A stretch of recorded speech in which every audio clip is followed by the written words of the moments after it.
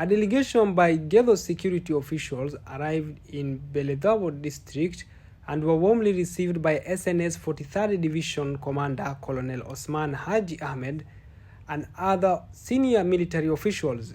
General Jamal Hassan, the regional director of the National Intelligence and Security Agency, led the delegation, which included other senior security officials. The reception was followed by a meeting where they discussed the overall security situation in the region, information on Al-Shabaab locations in the region, and the status of ongoing mobilization to carry out an offensive against Al-Shabaab in the region. The officials agreed to step up operations in response to President Hassan Sheikh Mohamud's call to begin the second phase of military operations against Al-Shabaab in the country.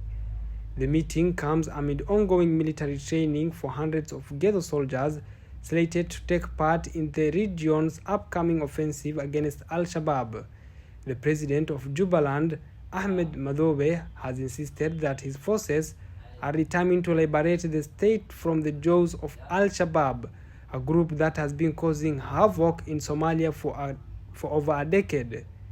During his recent visit to Kumbale, Elad, Angel, Harbole and Jana Abdalle, which had been under the control of Al-Shabaab for a long time, Madobe said the regional forces will also ensure there is normalcy in all liberated areas around the state, with the installation of the civilian rule being on top of his priority list. Kenya Defense Forces component and that from Ethiopian National Defense Forces are also stationed in some areas within Jubaland.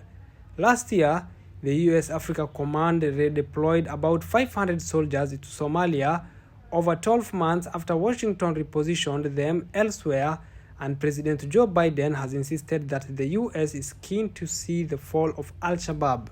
The United States is also targeting financiers and revenue sources of the group. The second phase of the operations against Al-Shabaab has been launched. During the first phase, the government claimed over 3,000 militants were killed.